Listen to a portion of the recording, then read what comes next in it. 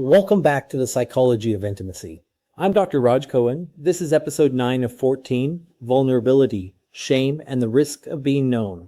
Across this series, we're building one big idea together, that intimacy is not a thing you either have or don't, but a process you build. If you're joining mid-series, you're welcome here, but you'll get the most out of today if you think of it as one piece of a larger picture we're assembling episode by episode. We've talked about disclosure, about communication, about telling the truth to another person. But I've been holding back a hard fact about all of it, and today we face it directly. Every one of those acts requires you to do the most frightening thing a human being can do: let yourself be seen. Intimacy at its core is the willingness to be known, and to be known is to be vulnerable. Today is about that risk and about the thing that most often stands in its way: shame. Let's start with vulnerability, and let's be honest about why it's frightening. To reveal yourself, your body, your desires, your tender places, is to hand someone the power to reject exactly what you've revealed. There's no way around this. You cannot be deeply known and fully protected at the same time.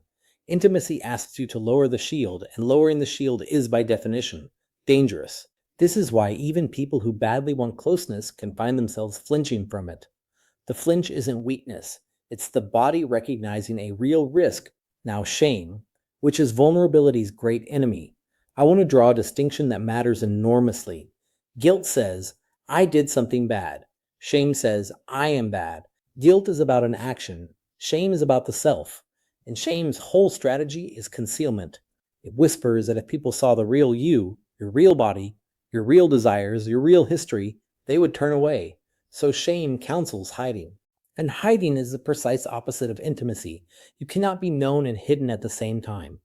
This is why shame is so corrosive to closeness. It attacks the very willingness intimacy depends on.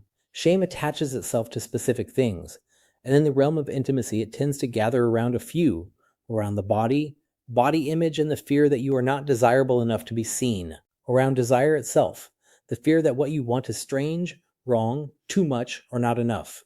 And very often it gathers around messages we absorbed early, from family, from culture, sometimes from religious teaching, that frame the body or desire as inherently suspect. I say this carefully because I work at the intersection of psychology and faith, and I've seen both the wounds that shaming messages can leave and the genuine healing that thoughtful, compassionate communities can offer. The messages we receive about whether our desires are shameful or good shape, for years afterward, how freely we can let ourselves be known. So how do we work against shame? Not by force and not alone. Shame loses its power in precisely one situation, when something you were sure would be rejected is met. Instead, with acceptance, when you risk a small disclosure and the response is understanding rather than disgust.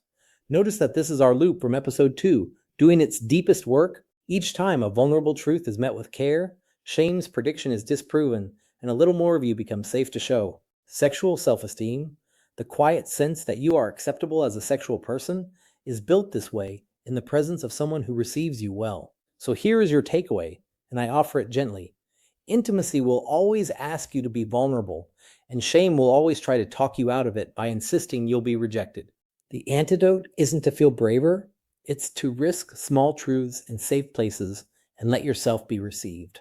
This week, notice where shame is telling you to hide and ask whether that warning is really true. Next episode, we turn to what happens when the risk of being known has been violated, when trust has been broken, and how intimacy can be rebuilt after trauma.